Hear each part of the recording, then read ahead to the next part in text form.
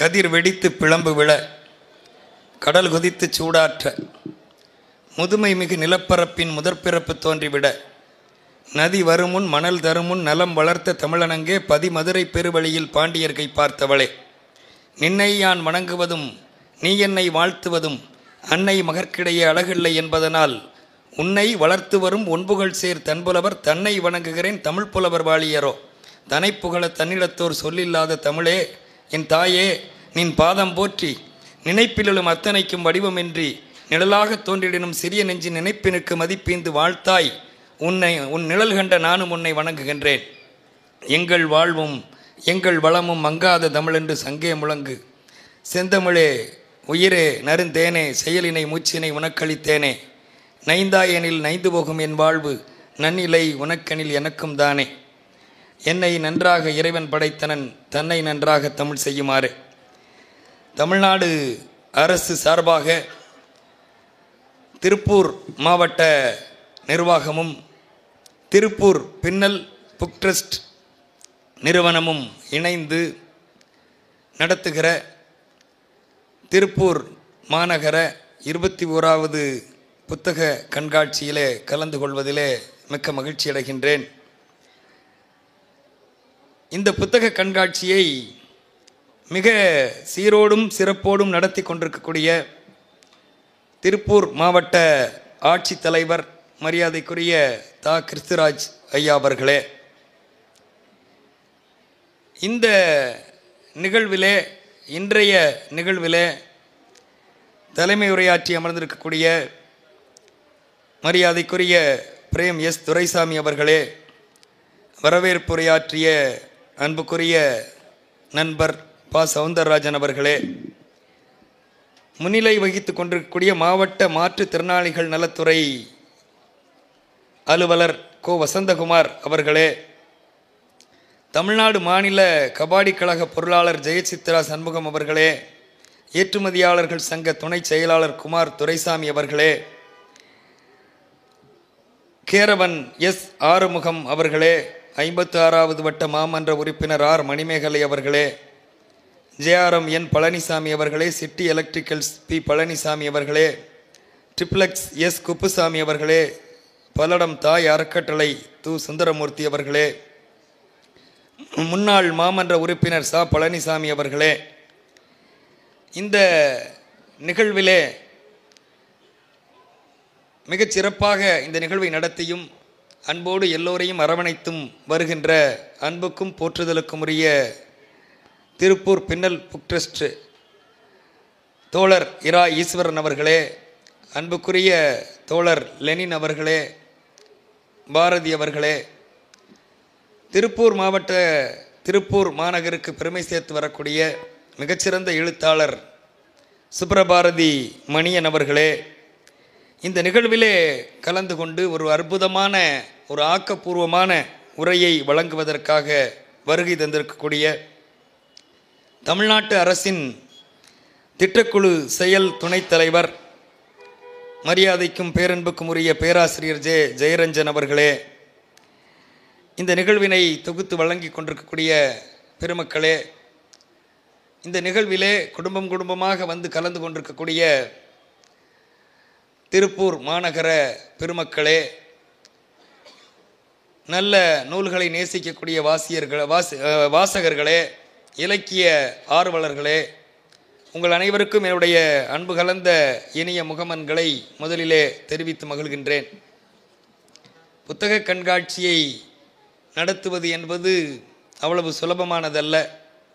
எந்த ஒரு நிகழ்வை நடத்த வேண்டும் என்று சொன்னால் அதற்கு பின்பிருந்து எத்தனை நாட்கள் உழைக்க வேண்டும் என்பது அந்த உழைத்து பார்த்தவர்களுக்குத்தான் தெரியும்.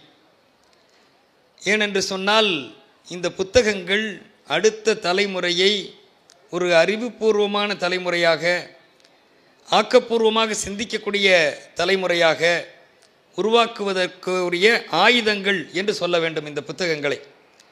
இந்த புத்தகங்களை மக்கள் மத்தியிலே, குறிப்பாக இளைய தலைமுறையினருடைய மத்தியிலே, பெரியோர்கள் மத்தியிலே கொண்டு சென்றால் அவரவர் குடும்பம் சார்பாக இருக்கக்கூடிய பிள்ளைகளுக்கு கொண்டு செல்வார்கள். அந்த வகையில் பெரியோர்களுக்கு இப்படி பலதரப்பு மக்களுக்கும் கொண்டு சேர்க்க வேண்டும். தமிழ்நாட்டிலே இருக்கக்கூடிய அத்தனை பெருமக்களையும் அறிவு சார்ந்த பெருமக்களாக உருவாக்க வேண்டும் என்கின்ற மிகப்பெரிய உன்னத லட்சியத்தோடும் நோக்கத்தோடும் தமிழ்நாடு அரசு தமிழ்நாட்டிலே இருக்கக்கூடிய 38 மாவட்டங்களிலும் இந்த புத்தக கண்காட்சியை ஆண்டுதோறும் நடத்தி வருவது என்பது வேறு எந்த மாநிலத்திலும் இல்லாத நிகழ்வு. இந்த நிகழ்வினை நாம் ஒவ்வொருவரும் நன்றாக பயன்படுத்தி கொள்வதற்கு நாம் கடமைப்பட்டிருக்கின்றோம். ஏனென்று சொன்னால் வேறு மாநிலங்களிலே தேடினாலும் கிடைக்காது. அப்படிப்பட்ட ஒரு வாய்ப்பினை தமிழ்நாடு அரசு நமக்கு தொடர்ந்து தந்து கொண்டிருக்கிறது என்பதிலே உள்ளபடியே மகிழ்ச்சி அடைகின்றேன். புத்தக கண்காட்சி மட்டுமல்ல, எல்லா மாவட்டங்களிலும் இருக்கக்கூடிய கல்லூரிகளை தேர்ந்தெடுத்து கல்லூரி இளைஞர்களை ஆக்கப்பூர்வமானவர்களாக தமிழை பற்றி, தமிழ்நாட்டை பற்றி, நம்முடைய சமகால நிகழ்வுகளை பற்றி அவர்கள் தெரிந்து கொள்ள வேண்டும் என்பதற்காக இளையோர் இளைஞர் இலக்கிய பாசறை என்ற ஒரு நிகழ்வு, மாபெரும் தமிழ்கனவு என்ற நிகழ்வு, நான் முதல்வன் திட்டம், இப்படி பல்வேறு திட்டங்களை தொடர்ந்து நம்முடைய தமிழக அரசு வழங்கி கொண்டிருப்பது வேறு எங்கும் இல்லாத நிகழ்வு என்பதிலே நாம் எல்லோரும் மகிழ்ச்சி அடைய வேண்டும். அந்த வகையிலே இத்தகைய புத்தக கண்காட்சிகள் நமக்கு ஒரு ஆக்கப்பூர்வமான உந்துதலை தரும் என்பதிலே எந்த விதமான மாற்று கருத்தும் இல்லை. அப்படிப்பட்ட புத்தக கண்காட்சியில் முந்தையெல்லாம் பார்த்தோம் என்று சொன்னால் மக்களுடைய வரவு குறைவாக இருக்கும். இன்றைக்கு பார்த்தோம் என்று சொன்னால் எல்லா மாவட்டங்களிலும் கிராமமாக மக்கள் இன்றைக்கு புத்தக கண்காட்சிக்கு செல்ல வேண்டும் என்று ஆர்வத்தோடு வருகிறார்கள் என்பதை பல மாவட்டங்களிலே செல்கிற பொழுது பார்க்க முடிகிறது. அந்த அளவிற்கு ஆக்கப்பூர்வமான பணிகளை தமிழக அரசு செய்து வருகிறது. இந்த பணிகளை எல்லாம் நாம் பயன்படுத்தி கொள்ள வேண்டும் என்பதை நான் மீண்டும் மீண்டும் கேட்டுக்கொள்வதற்கு கடமைப்பட்டிருக்கின்றேன். புத்தகங்கள் எதற்கு நாம் கண்காட்சி நடத்தணும்? ஒரு வீட்டுக்குள்ளே இருந்து நம்ம கதவுகளை எல்லாம் பூட்டிக்கிட்டு உள்ளே உட்கார்ந்துருந்தோம்னு சொன்னால் நமக்கு வெளி உலகம் தெரியாது. வீட்டுக்கு காற்று வர வேண்டும்.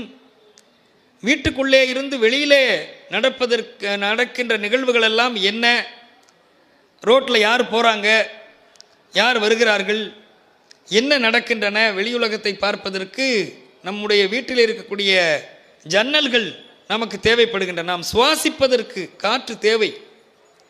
ஒரு வீடு கட்டுகிற பொழுது 4 அறையை மட்டும் கட்டி ஒரு கதவை மட்டும் வைத்து உள்ளே போய் ஒரு தாழ்பாலை போட்டுக்கொண்டோம் என்று சொன்னால் நமக்கு காற்று வருமா? இன்றைக்கெல்லாம் பார்த்தா அப்படி தான், ஒரு ஏசியையும் போட்டு எல்லாம் சாத்திட்டு உள்ளேயே இருக்கிறோம் வெயில் காலங்களில். ஆனால் இந்த ஜன்னல் இல்லாத வீடு நம்ம வெளியில் என்ன நடக்கிறதுன்னு என்பது நமக்கு தெரிவிக்காது. ஆனால் ஒவ்வொருவரும் இந்த உலகத்திலே என்ன நடக்கிறது என்பதை நாம் பார்க்க வேண்டும்.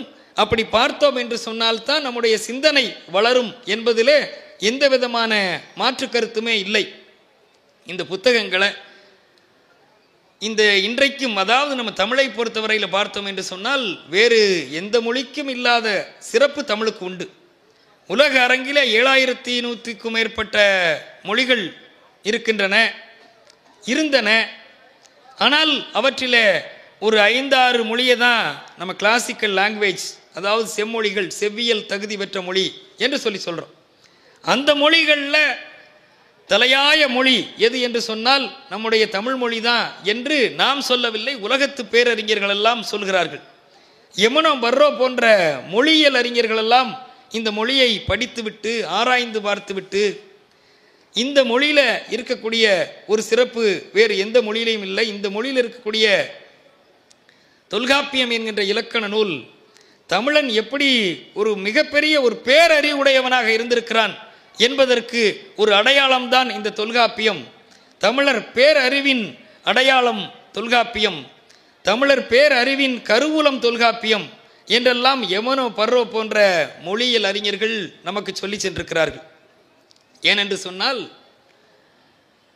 தொல்காப்பியம் தமிழுக்குரிய இலக்கண நூல் மட்டுமல்ல, தொல்காப்பியம் உலகத்தில் இருக்கக்கூடிய எந்த மொழி பேசக்கூடியவனுக்கும், எந்த நாட்டில் வாழக்கூடியவனுக்கும், இந்த உலகத்தில் எந்த மூலையில் வாழக்கூடியவனுக்கும் பொருந்தக்கூடிய வகையில் மனித வாழ்க்கைக்கான இலக்கணத்தை சொல்கிறது என்று சொல்ல வேண்டும்.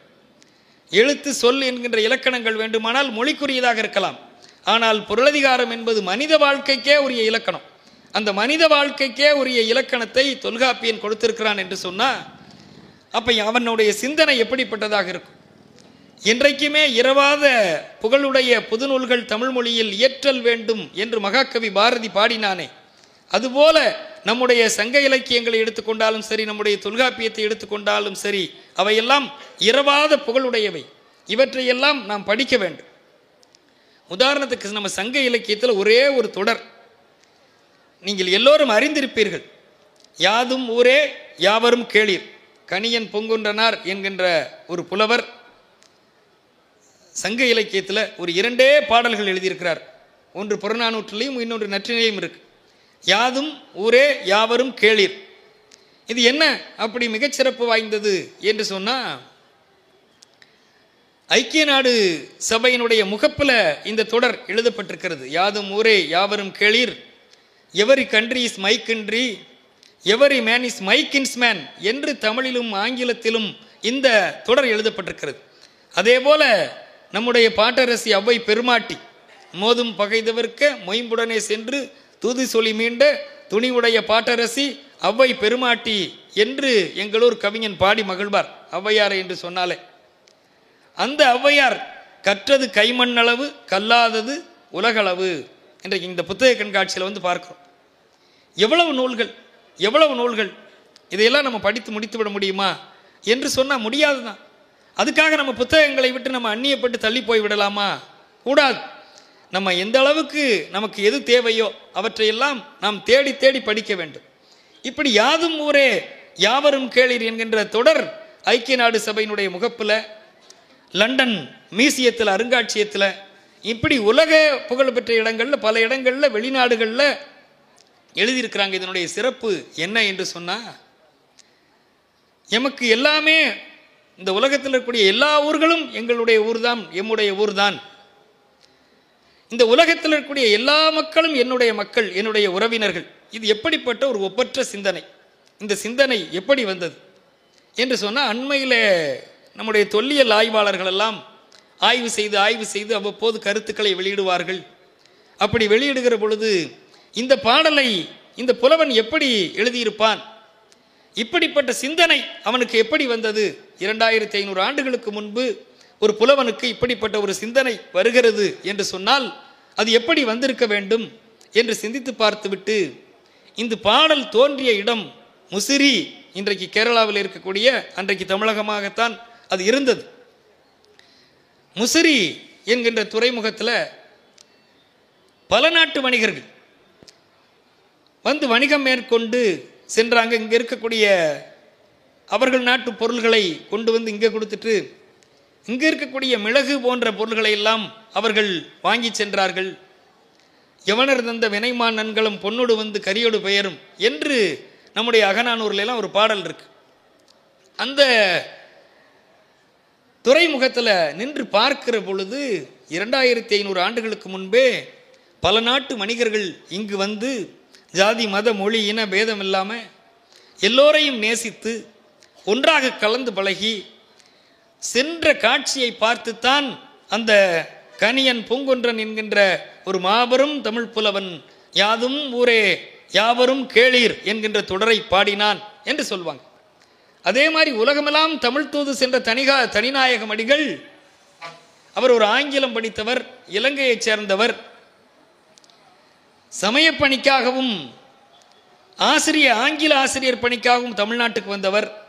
இங்கு வந்து தமிழ் மக்களை எல்லாம் பார்த்து படித்து பழகி தமிழை படித்து தமிழ் மீது ஒரு பேரன்பு ஏற்பட்டு இந்த பணியெல்லாம் உதறிவிட்டு அண்ணாமலை பல்கலைக்கழகத்திலே போய் தமிழ் பயின்று 4 ஆண்டுகள் தமிழ் பயின்று உலக நாடுகள் 56 நாடுகளுக்கு மேற்பட்ட நாடுகளுக்கு தமிழ் தூது பயணம் சென்று அங்கிருக்கக்கூடிய மொழிகளை எல்லாம் கற்று அந்த மொழிகளிலே இருக்கக்கூடிய இலக்கியங்களை, நீதிகளை, தத்துவங்களை, அரிஸ்டாட்டில், பிளேட்டோ, சாக்ரட்டிஸ் போன்ற தத்துவ ஞானிகளினுடைய தத்துவங்களை எல்லாம் கற்று மிகப்பெரிய நீதிகளை, தத்துவங்களை எல்லாம் அவர் கற்று அந்தந்த நாட்டு மொழிகளில் அவர் பேசி அதையும் கற்றுட்டு நம் நாட்டினுடைய பெருமையை, நம்முடைய புறநானூற்றினுடைய பெருமையை, நம்முடைய திருக்குறளினுடைய பெருமையை அந்த நாட்டில் போய் எடுத்து சொல்ல வேண்டும் என்று சொன்னால் ஒப்பிட்டு பார்க்கிறார்.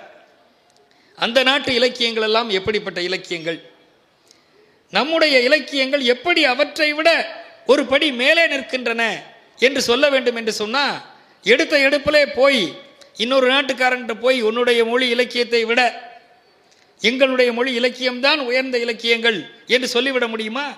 அப்போ இன்னொருவரை புண்படுத்திவிட மாதிரி ஆகிவிடுமே.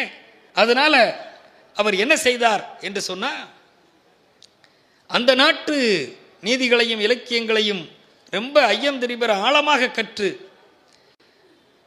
அவற்றினுடைய பெருமைகளை எல்லாம் எடுத்து சொல்லி, அவற்றை விட நம்முடைய தமிழ் இலக்கியம், குறிப்பாக சங்க இலக்கியம், குறிப்பாக நம்முடைய திருக்குறள், வள்ளுவன் தன்னை உலகினுக்கே தந்து வான்புகள் கொண்ட தமிழ்நாடு என்று மகாகவி பாரதி பாடி கழிப்பானே. நெஞ்சை அள்ளும் சிலப்பதிகாரம் என்றொரு மணி ஆரம் படைத்த தமிழ்நாடு, கல்வி சிறந்த தமிழ்நாடு, உயர் கம்பன் பிறந்த தமிழ்நாடு என்றெல்லாம் பாடி பாடி கழித்த மகாகவி பாரதி. அப்ப வள்ளுவனை எடுத்து பேச வேண்டும். வள்ளுவன் தன்னை உலகினுக்கே தந்து வான்புகள் கொண்ட தமிழ்நாடு என்று மகாகவி பாரதி பாடினான் என்று சொன்னா அதுல உள்ள அர்த்தம் இருக்கு. ஏன் அப்படி பாடினான்? அப்ப மேலை நாட்டு நீதிகள், மேலை நாட்டு தத்துவங்கள், மேலை நாட்டு இலக்கியங்கள், மேலை நாட்டு அறங்கள், மேலை நாட்டு தர்ம சாஸ்திரங்கள் என்ன சொன்னன? அன்புக்குரிய நண்பர்களே, இந்த வேளையில் ஒன்றினை சிந்திக்க வேண்டும். மேலை நாட்டு தத்துவங்கள் எல்லாம் உயரிய நீதிகளை சொல்லி இருந்தாலும் உடல் குறைபாடுடைய குழந்தைகள் பல குடும்பங்களிலே பிறந்து விடுகின்றன. கை இல்லாமலோ, கைகால் குறைபாடாகவோ, காது கேட்காமலோ, கண் தெரியாமலோ குழந்தைகள் பிறந்து விடுகின்றன. இவற்றையெல்லாம் என்ன செய்ய வேண்டும் என்று சொல்லிய அந்த நாட்டு தத்துவங்கள் சொல்கின்றன, இவற்றையெல்லாம் நாம் வளர்த்து நாமும் துன்பப்பட்டு அந்த குழந்தைகளையும் அந்த குழந்தைகளுடைய வாழ்நாள் முழுவதும் துன்பப்படுத்துவதற்கு பதிலாக ஒரு கொடிய காட்டு பகுதிகளில் ஒரு கொடுமையான விலங்குகள் உலா வரக்கூடிய பகுதிகளில் கொண்டு போய் போட்டுட்டு வந்துடணும். கொடிய பறவைகள், பருந்து போன்ற, வல்லூர் போன்ற பறவைகள், கொத்தி கொத்தி பிணம் தின்னக்கூடிய பறவைகள் பறந்து திரியக்கூடிய கொடிய பகுதிகளில், மலையடிவாரங்களில், காட்டு பகுதிகளில் இந்த மாதிரியான குழந்தைகளை எல்லாம் போட்டுட்டு வந்துடணும் என்று அந்த நாட்டு நீதி சொல்ல, நம்முடைய வள்ளுவன் ஒருபடி மேலே உயர்ந்து பொறியின்மை யாருக்கும் பழி அன்று. பொறியின்மை என்று சொன்னால் இந்த கை, கால், கண், காது, மூக்கு, உடம்பு என்று இதில் ஏதாவது குறைபாடு இருக்கிறது என்று சொன்னால் இது ஒரு பழி இல்லை, இது ஒரு குறை இல்லை. அறிவு அறிந்த ஆழ்வினை இன்மை பழி என்று சொல்லி எல்லோரையும் என்ன என்று சொன்னால் அவர் அந்த மாதிரியான குழந்தைகளையும் நாம் நேசித்து அன்பு காட்டி வளர்த்து ஆளாக்க வேண்டும் என்று வழிகாட்டியவன் வள்ளுவ பெருந்தகை. அத்தகைய நூல்கள் நம்முடைய தமிழ் இலக்கியத்தில் இருக்கின்றன. அதில் பார்த்தா தலையாய இடம் நம்முடைய திருக்குறளை எடுத்துக்கொண்டோம் என்று சொன்னால் எல்லா சமயத்தை சார்ந்தவர்களும் இது அவரவர்களுக்கு உரியது என்று உரிமை கொண்டாடுகிறார்கள். சமணர்கள் என்று சொன்னால் அதில் சமண கருத்துக்கள் 4 எடுத்து வைத்துக்கொண்டு இது சமண நூல்தான் என்று சொல்வார்கள். பௌத்தர்கள் எங்களுடையதுதான் என்பார்கள். சைவமா, சைவ சமயத்தை சேர்ந்தவர்கள் இது எங்களுடைய நூல். வைணவமா, வைணவத்தை சேர்ந்தவர்கள் இது எங்களுடைய நூல். இஸ்லாமா, அவர்களும் திருக்குரானிலிருந்து, நபிகள் நாயகத்தினுடைய பொன்மொழிகளிலிருந்து எல்லாவற்றையும் திரட்டி வைத்துக்கொண்டு இது எங்களுடைய நூல் தான். கிறித்துவமா, பைபிளுக்கும் இதற்கும் மிக பொருத்தம் இருக்கின்றனவே, அதனால் இது எங்களுடைய நூல் தான் என்று எல்லோரும் உரிமை கொண்டாடக்கூடிய ஓர் ஒப்புயர்வற்ற நூல் தான். உலக மொழிகளில் அதிகமான மொழிகளில் மொழிபெயர்க்கப்பட்ட ஒரு மதம் கடந்த நூல் எது என்று சொன்னால் திருக்குறள். அதனால் நம்முடைய வீட்டில் வேத நூலை போல ஒவ்வொருவர் வீட்டிலும் இருக்க வேண்டிய நூல் எது என்று சொன்னால் திருக்குறள். எல்லாரும் அவரவர்கள் வீட்டில் வாங்கி நாம் படிக்கிறோமோ இல்லையோ, நாம் வாங்கி வைத்து விட்டோம் என்று சொன்னால் என்றைக்காவது ஒரு நாள் அதில் என்னதான் இருக்கிறது என்று திருப்பி பார்த்து விடுவோம். அதனால் ஒவ்வொருவரும் நீங்கள் திருக்குறளை வாங்க வேண்டும். திருக்குறள் நம்முடைய தமிழுக்கு பெருமை, தமிழ் மொழிக்கு பெருமை, தமிழனுக்கு பெருமை, தமிழ் இனத்திற்கு பெருமை, நம்முடைய இந்தியாவிற்கே பெருமை, உலகிற்கே பெருமை என்று சொல்லப்படக்கூடிய ஒரு உயர்வான ஒப்பற்ற நூல்தான் நம்முடைய திருக்குறள். அதனால தான் வள்ளுவன் தன்னை உலகினுக்கே தந்து வான் புகழ் கொண்ட தமிழ்நாடு என்று மகாகவி பாரதி மீண்டும் மீண்டும் பாடினான்.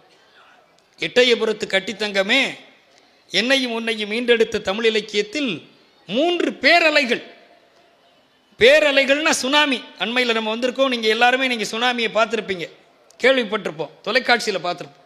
ஒரு காலகட்டத்தில் நாங்கள்லாம் சின்ன பிள்ளையில் படிக்கும்போது கடல்கோள் கடல்கோள் என்று சொல்லுவாங்க. அதெல்லாம் என்னென்ன அப்படியெல்லாம் வருமா, இதெல்லாம் பொய்யா இருக்கும் போல் இருக்கு, கடல்கோள் வந்தது அழிந்து போயிடுச்சு, இங்கே இருக்கிற தலைநகரமெல்லாம் காணாமல் போய்விட்டது என்று நாங்கள் இலக்கியம் படிக்கிற பொழுது, வரலாறு படிக்கிற பொழுது நாங்கள் படித்தோம். ஆனால் அதுவெல்லாம் பொய்யல்ல, உண்மை என்று காட்டுவதற்காக ஒரு சில நிமிட பொழுதுகளில் வந்து சென்று காட்டிட்டு போனது தான் நமக்கு சுனாமி, ஆழி பேரலை. அப்போ இந்த கடலில் வந்து எல்லா அலைகள் வந்து எப்போதும் வந்துக்கிட்டே இருக்கு. ஆனால் எப்போதாவது தான் வருகிறது ஆழிப்பேரலை. வந்தது என்று சொன்னால் ஒரு மிகப்பெரிய மாற்றத்தை, ஒரு மிகப்பெரிய புரட்சியை, ஒரு மிகப்பெரிய தாக்கத்தை ஏற்படுத்தி சென்று விடுகிறது. அப்போ எட்டயபுரத்து கட்டித்தங்கமே, உன்னையும் என்னையும் மீண்டெடுத்த தமிழ் இலக்கியத்தில் 3 பேரலைகள், 3 பேரலைகள். தங்க விடியலாய் தழைத்து வள்ளுவனை பெற்றெடுத்த சங்க இலக்கியம் 1, வள்ளுவனை பெற்றெடுத்த சங்க இலக்கியம் 1. ஒரு விக்கவுண்ட் மார்லி என்று ஒரு உலக பேரறிஞன் ஒரு கருத்தை சொன்னான். என்ன சொன்னான் தெரியுமா? ஒரு மொழியை பொறுத்தவரையில் ஒரு மகாகவிஞன் என்பவன் அவ்வளவு சாதாரணமாக தோன்றுவதில்லை. 1000 ஆண்டுகளுக்கு ஒரு முறைதான் ஒரு மகாகவிஞன் தோன்றுவான் என்று அந்த விக்கம் மார்லி என்று சொல்லப்படக்கூடிய மேலை நாட்டு அறிஞன் சொன்னான். அப்ப நம்முடைய தமிழ் இலக்கியத்தில் எடுத்துக்கொண்டோம் என்று சொன்னால் யார் மகாகவிஞர்கள் என்று பார்த்தோம் என்று சொன்னால், எட்டயபுரத்து கட்டித்தங்கமே, என்னையும் உன்னையும் மீண்டெடுத்த தமிழ் இலக்கியத்தில் 3 பேரலைகள், 3 பேரலைகள். வள்ளுவனை பெற்றெடுத்த தங்க விடியலாய் தழைத்து வள்ளுவனை பெற்றெடுத்த சங்க இலக்கியம் 1. அப்போ வள்ளுவன் ஒரு முதல் பேரலை. ஆரம்ப காலகட்டத்தில் ஒரு 2000 ஆண்டுகளுக்கு முன்பு நம்முடைய தமிழ் மொழியில் வந்த ஒரு மிகப்பெரிய பேரலை எதுவென்று சொன்னால் நம்முடைய வள்ளுவ பெருந்தகை என்று நாம் ஒவ்வொருவரும் நெஞ்சை நிமிர்த்தி சொல்லலாம்.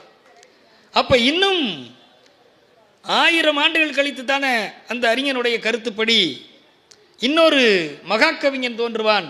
அப்பொழுது இன்னொரு மகாகவிஞன் யார் என்று பார்த்தால் வள்ளுவனை பெற்றெடுத்த சங்க இலக்கியம் 1,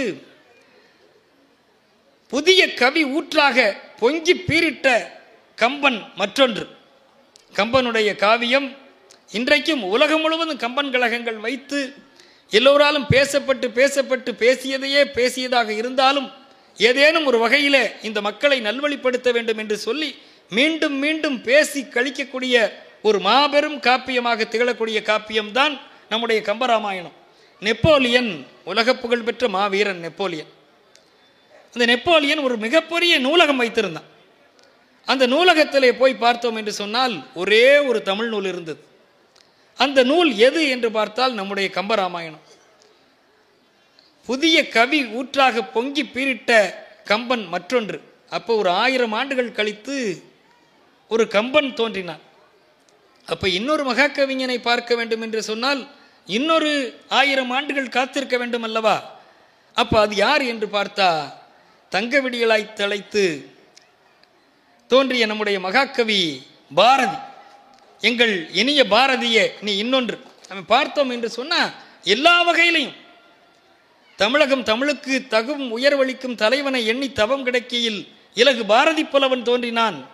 பைந்தமிழ் தேர்ப்பாகன், அவன் ஒரு செந்தமிழ் தேனி, சிந்துக்கு தந்தை, குவிக்கும் கவிக்கோ, காடு கொம்மலும் கற்பூர சொற்கோ, நீடுதுயில் நீக்க பாடி வந்த நிலா, கற்பனை ஊற்றாம் கவிதையின் புதையல் என்று மகாகவி பாரதியே பாவேந்தர் பாரதிதாசன் படரும் சாதி படைக்கு மருந்து, மண்டும் மதங்கள் அண்டா நெருப்பவன், அயலார் எதிர்ப்புக்கு அணையா விளக்கவன், என்னென்று சொல்வேன் தமிழால் பாரதி தகுதி பெற்றதும் பாரதியால் தமிழ் தகுதி பெற்றதும் என்று பாவேந்தர் பாரதிதாசன், யாரையும் மதிக்க மாட்டார் பாரதிதாசன், கொலைவாளின இடடா மிகு கொடியோர் செயல் அறவே என்று கவிதை எழுதியவர். கரடுமுரடாகத்தான் கவிதை எழுதுவார், கரடுமுரடாகத்தான் பேசுவார். தமிழை நேசிப்பார், தமிழனை நேசிப்பார், தமிழ்நாட்டை நேசிப்பார். தமிழை பழித்தவனை தாய்தெடுத்தாலும் விடாதே என்று கட்டளையிடுவார். இப்படிப்பட்ட ஒரு புரட்சி கவிஞன் மகாகவி பாரதியாரை தம்முடைய வாழ்நாள் முழுவதும் சமயம் கிடைக்கின்ற பொழுதெல்லாம் போற்றி போற்றி மிகப்பெரிய மரியாதையினை அளித்து அளித்து வாழ்ந்தான். அத்தகைய மகாகவி பாரதி தோன்றினான். இந்த 3 பேருக்கும் என்ன வித்தியாசம் என்று பார்த்தோம் என்று சொன்னால், மனிதனை தெய்வமாக்கினான் வள்ளுவன். வையத்து வாழ்வாங்கு வாழ்வான், வானுரையில் தெய்வத்துள் வைக்கப்படும். இந்த உலகத்தில் வாழ்வாங்கு வாழ்றதுனா எப்படி? வாழ்வாங்கு வாழ்வது என்று சொன்னால் எல்லோரும் என்ன நினைத்து கொண்டிருக்கிறாங்கன்னு சொன்னால், மிகப்பெரிய பணக்காரனாக இருக்கணும், மிகப்பெரிய செல்வந்தனாக இருக்கணும், எது நினைத்தாலும் உடனடியே நம்முடைய கைக்கு வரணும், பணத்தை வைத்து கொண்டோம் என்று சொன்னால் எதையும் வாங்கிடலாம், இந்த ஊர் உலகத்தில் இருக்கக்கூடிய சொத்துக்கள் எல்லாம் நம்முடையதாக தான் இருக்கணும், இதுதான் வாழ்வாங்கு வாழ்கிறது என்று நினைத்து கொள்கிறாங்க. ஆனால் இது வாழ்வாங்கு வாழ்கின்ற வாழ்வல்ல. நாம் வாழ்ந்து சென்றதற்கு அடையாளமாக இந்த மக்கள் மனங்களை காலம் கடந்தும் நாம் இருந்தாலும் இறந்தாலும் பேர் சொல்ல வேண்டும் என்று கண்ணதாசன் பாடினானே, அதுபோல நாம் மறைந்த போதும் கூட இன்றைக்கு நம்ம பாரதியை பேசுகிறோம், வள்ளுவனை பேசுகிறோம், கம்பனை பேசுகிறோம், ஜீவாவை பேசுகிறோம், திருப்பூர் குமரனை பேசுகிறோம். இப்படி பல பெருமக்களை எல்லாம் நாம் பேசிக்கொண்டே இருக்கிறோம் இல்லையா? வஉசியை பேசுகிறோம், வத்தலகுண்டு சுப்பிரமணிய சிவாவை பேசுகிறோம், வாவேசு ஐயரை பேசுகிறோம் என்று சொன்னால் அவர்களெல்லாம் அவர்களுடைய செயல்களால் சிறந்தவர்கள். அப்படிப்பட்ட பெருமக்களை எல்லாம் நாம் பேசுகிற அந்த பேச்சு இருக்கிறது பாருங்க, அதுதான் வாழ்வாங்கு வாழ்தல் என்று நாம் எண்ணிக்கொள்ள வேண்டும். இதோ பணத்தையோ வேறு ஏதாவது இந்த மக்களிடமிருந்து ஒரு வித்தியாசப்பட்டு உயர்ந்து நிற்பது மாதிரி நமக்கு நாமே ஏற்படுத்தி கொண்டோம் என்று சொன்னால், அன்புக்குரிய நண்பர்களே, அது வாழ்வாங்கு வாழுகிற வாழ்க்கை அல்ல. வையத்துள் வாழ்வாங்கு வாழ்வான், வானுரையும் தெய்வத்துள் வைக்கப்படும் என்று வள்ளுவன் எழுதினான். அப்ப மனிதனை தெய்வமாக்கினான் வள்ளுவன், தெய்வத்தை மனிதனாக்கினான் கம்பன். ராமபிரான் என்கின்ற கடவுளை ஒரு மனிதனாக படைத்து 14 ஆண்டுகள் காட்டுக்கு அனுப்பி அத்தனை துன்ப துயரங்களையும் அனுபவிக்க வைத்து காட்டி ஒரு காப்பிய நாயகனாக படைத்து, மனிதனாக படைத்து ஒரு காப்பியத்திற்கு நாயகனாக்கி, அப்போ தெய்வம் என்று போற்றக்கூடிய அந்த ராமபிரானை ஒரு தெய்வத்தை மனிதனாக்கி காட்டியவன் கம்பன். ஆனால் மனிதனை அசல் மனிதனாக பாடியவன் நீ என்று மகாகவி பாரதியை, இந்த 3 பேரையும் வித்தியாசப்படுத்தி பார்த்தோம் என்று சொன்னால், மகாகவி பாரதி தான் மனிதனை அசல் மனிதனாக பார்த்தவன். மனிதர்களை நேசிக்க வேண்டும், மனிதர் நோக மனிதர் பார்க்கும் வழக்கம் இனியுண்டோ என்று கேட்டார். இந்த எல்லாரும் ஓர் குலம், எல்லாரும் ஓர் நிறை, எல்லோரும் இந்நாட்டு மன்னர் என்று போற்றி போற்றி பாராட்டியவன் நம்முடைய மகாகவி பாரதி. அவன் ஜாதி மதங்களை பாரோம், அன்பு தண்ணீர் செலுத்திடும் வையோம், ஆதரவுற்று வாழ்வோம், தொழில் 1000 மாண்புற செய்வோம் என்று சொல்லி அன்பை விதைத்தான். அன்பு துன்ப நினைவுகளும் சோர்வும் பயமும் எல்லாம் அன்பில் அழியுமடி கிளியே, அன்புக்கு அழிவில்லைகான் என்று பாடியவன் மகாகவிஞன் பாரதி. இப்படிப்பட்ட ஒரு மாபெரும் கவிஞன். இந்த 3 பேரும் நாம் நினைக்கத்தக்க மனிதர்கள்.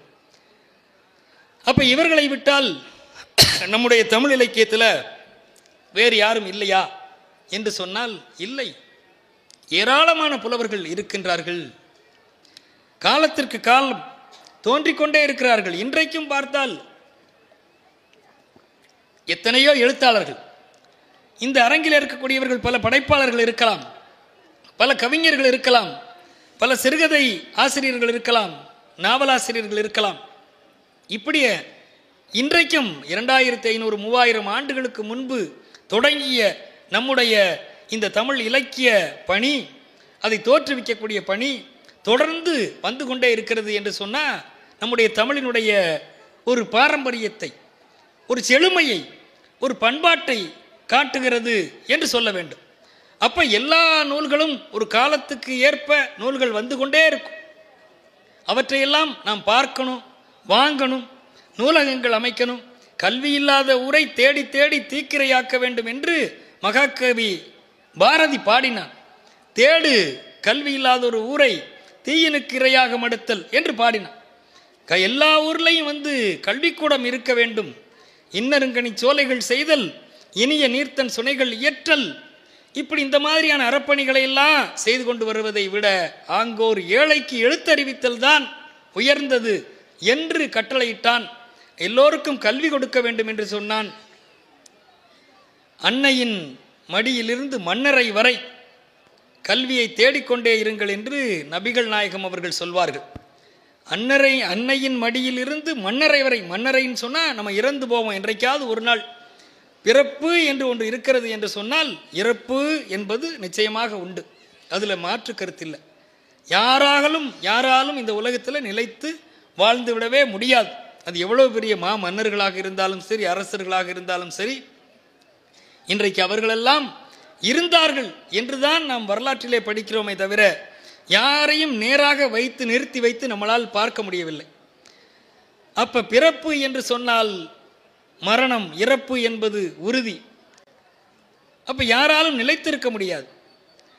அப்ப எப்பொழுது நாம் நிலைத்திருக்கலாம் என்று சொன்னால் நம்முடைய செயல்களால் சிறந்து நின்றால்தான் நாம் நிலைத்திருக்கலாமே தவிர வேறு நிலைத்திருப்பதற்கு வாய்ப்பில்லை. அப்ப இன்றைக்கு நம்ம பார்க்கிற பொழுது எல்லா காலகட்டங்கள்லையும் அறிஞர்கள், புலவர்கள், எழுத்தாளர்கள், கவிஞர்கள் என்று தோன்றிக்கொண்டே இருக்கின்றார்கள். அப்போ அவர்களையெல்லாம் நாம் அடையாளம் கண்டு நாம் போற்ற வேண்டிய கடப்பாடு நமக்கு இருக்கிறது. இந்த வேளையிலே ஒரு புத்தக கண்காட்சி நடக்கின்ற நிகழ்வாக இருக்கின்ற காரணத்தால் ஒரு நூலகம், ஒவ்வொரு வீட்டிலும் ஒரு சின்னதொரு நூலகத்தையாவது நம்ம போகிற இடங்களெல்லாம் சிறு சிறு நூல்களை வாங்கி வந்து நாம் நூலகத்தை அமைத்தோம் என்று சொன்னால் காலப்போக்கிலே ஒவ்வொரு வீட்டிலும் ஒரு நல்ல நூலகம் அமையும். அதே மாதிரி இந்த கல்வியை நாம் நம்முடைய பிள்ளைகளுக்கு மேம்படுத்த வேண்டும். அப்பொழுதுதான் இந்த சமுதாயம் மேம்படும். இந்த அந்தந்த காலத்திலே தோன்றக்கூடிய நூல்களை அடையாளம் கண்டு நாம் போற்ற வேண்டும். நம்முடைய தமிழ் என்று எடுத்துக்கொண்டோம் என்று சொன்னால் எப்படிப்பட்ட நூல்களெல்லாம் தோன்றியிருக்கின்றன என்பதையும் இன்றைக்கு தோன்றுகின்ற சில நூல்களையும் சொல்லி நாம் நிறைவு செய்யலாம் என்று நான் கருதுகிறேன். பூச்செண்டு என்று ஒரு கவிதையை இறையருள் கவிமணி என்பார் எழுதினார். அவர் பார்க்கிறார், தமிழின் இலக்கியம் பூச்செண்டு என்று சொன்னார். பூச்செண்டுனா நம்ம ஒரு விழாக்கள்ல எல்லாம் பெரிய பெரிய விருந்தினர்களுக்கு, கெஸ்ட்டுக்கெல்லாம் நம்ம பூச்செண்டு கொடுப்போம். அதில் பார்த்தா நிறைய மலர்கள் இருக்கும். தமிழின் இலக்கியம் பூச்செண்டு, தனியாய் அதற்கொரு மனம் உண்டு. நான் கூட சென்ற மாதம் ஒரு கல்லூரிக்கு போயிருந்தேன். அங்கே ஒரு பெரிய பூச்செண்டு கொடுத்தாங்க. நிறைய மலர்கள் இருந்தது. அதில் பார்த்தா பல்வகையான மலர்கள். உடனே எனக்கு இந்த கவிதைனா ஞாபகம் வந்தது. தமிழின் இலக்கியம் பூச்செண்டு, தனியாய் அதற்கொரு மனம் உண்டு, தமிழின் தீந்தேன் விருந்துண்டு, தலைக்கும் நாமோ மலர் வண்டு. ஒரு வண்டு எப்படி அந்த பூக்களில் போய் மகரந்தத்தை எடுக்குமோ அது மாதிரி நம்ம இந்த புத்தக கண்காட்சியில் போய் அல்லது நூலகத்தில் போய் தேனெடுப்பதை, வண்டுகள் தேனெடுப்பதை போல நாமும் என்ன செய்ய வேண்டும் என்று சொன்னால் நல்ல நூல்களை தேர்வு செய்து அந்த நூல்களிலே அமர்ந்து நாம் படிக்க வேண்டும் என்று இந்த கவிதையை பார்க்கிற பொழுது எனக்கு நினைவுக்கு வருகிறது. தாழ்வை அகற்றி பாருலகில் தலையாய் நிற்கும் கருத்துக்களால் வாழ்வே சிறக்க வகை செய்யும் வான்புகள் திருக்குறள் தனிமலராம். அந்த பூச்செண்டில் பார்த்தோம்னா நம்முடைய திருக்குறள் ஒரு தனி மலர். அதே போல அரிய சைவ பெருநெறியை அனைத்தே வாழ்ந்த அடியாரின் பெரிய புராணம் விரித்திட்ட பெருஞ்சேக்கிழாரோ நறுமலராம். சேக்கிழார் எழுதிய பெரிய புராணம் 63 நாயன்மார்களுடைய அற்புதமான வரலாற்றை சொல்லக்கூடிய ஒரு சைவ சமய காப்பியம் என்று போற்றுகிறோம். அதை தேசிய இலக்கியம் என்று கொண்டாடுகிறோம். அது பார்த்தோம் என்று சொன்னால், அந்த பூச்செண்டில் பார்த்தோம் என்றால் அது ஒரு நறுமலர். உன்னிப்போற்றும் வைணவத்தின் உயர்வை காட்டும் ராமகதை கன்னித்தமிழில் விரித்துரைத்த கம்பன் கவியோ பெருமலராம். கம்பனுடைய ராமாயணம் அது ஒரு பெரிய மலர். அந்த பூச்செண்டில் பச்சைமா மலை போல் மேனி பவளவாய் கமலச்செங்கன் என்று திருமாலை பாடுகிறோம் அல்லவா? அதுபோல கம்பனை போற்றிய காவியம்தான் நம்முடைய மாபெரும் காவியமான கம்பராமாயணம். அது ஒரு பெரிய மலர் அந்த பூச்செண்டில். உண்ணா நோன்பார் சமணத்தின் உறையும் கோவலன் கண்ணகியின் எண்ணா நிற்கும் சிலம்பொழித்த இளங்கோ வேந்தன் இன்மலராம். நம்முடைய சிலப்பதிகாரம், சிலப்பதிகாரம் என்று ஒரு மணி ஆரம் படைத்த தமிழ்நாடு என்று மகாகவி பாரதி பாடினானே, அது ஒரு இனிய மலர். புத்தர் பெருமான் அறவழியை போற்றும் மா மணிமேகலையின் சித்தம் கவரும் துறவுரைத்த சீத்தலை சாத்தனார் நன்மலராம்.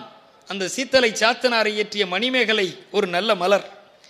இலங்கும் கிறிஸ்தவ நெறிகாட்டும் இயேசுநாதரின் அன்புள்ளம் விளங்கும் தேம்பா வணிதந்த வீரமா முனிவர் வெறிமலராம். கிறிஸ்துவ காப்பியத்தை இயற்றிய வீரமா முனிவரனுடைய அந்த தேம்பாவணி ஒரு விரிந்த மலர்.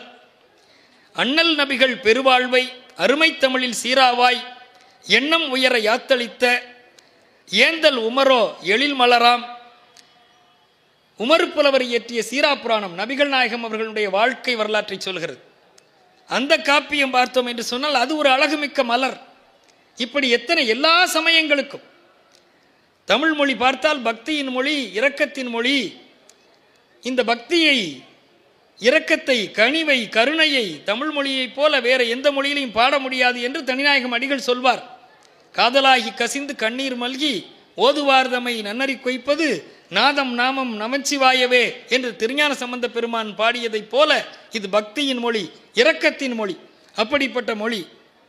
இதில் சமண பௌத்த வைணவமும் சைவ இஸ்லாம் கிறித்தவமும் கமலும் நூல்கள் இந்நாட்டின் கவினார் பண்பின் களஞ்சியமாம் என்று அந்த கவிதை முடியும். இந்த நூல்கள் எல்லாம் நம்முடைய பண்பாட்டினுடைய களஞ்சியம், தமிழனுடைய தனிப்பெருமையை, தமிழன் என்றோர் இனம் உண்டு தனியே அவருக்கு ஒரு குணம் உண்டு என்று பேசுகிறோம் இல்லையா? அந்த தமிழனுடைய, தமிழ் இலக்கியத்தினுடைய, தமிழ்நாட்டினுடைய ஒரு பெருமையை உலகிற்கு எடுத்துக்காட்டக்கூடியவை.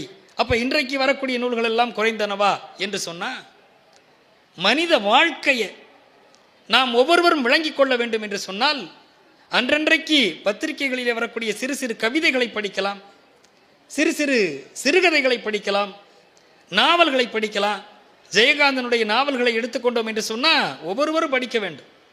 மனித வாழ்க்கையில் எவ்வளவு துன்ப துயரங்கள் கஷ்டங்கள் எல்லாம் இருக்கின்றனவோ அவற்றையெல்லாம் பார்த்து பார்த்து உன்னிப்பாக எழுதிய ஒரு மாபெரும் எழுத்து கலைஞன் தான் ஜெயகாந்தன்.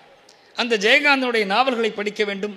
இவையெல்லாம் நமக்கு எதை காட்டுகின்றன என்று சொன்னால், நாம் ஒரு வீட்டிற்குள்ளே இருந்து ஒரு ஜன்னலை திறந்து பார்த்து வெளி உலகத்தை பார்ப்பதை போல இந்த நூல்களுக்குள்ளே நாம் சென்றோம் என்று சொன்னால் இந்த உலக அரங்கிலே என்ன நடக்கிறது என்பதை உணர்ந்து நாம் அறிவுமிக்க சமுதாயமாக, அறிவுமிக்க இளைய சமுதாயமாக நாம் மலருவதற்கு அவையெல்லாம் உதவும்.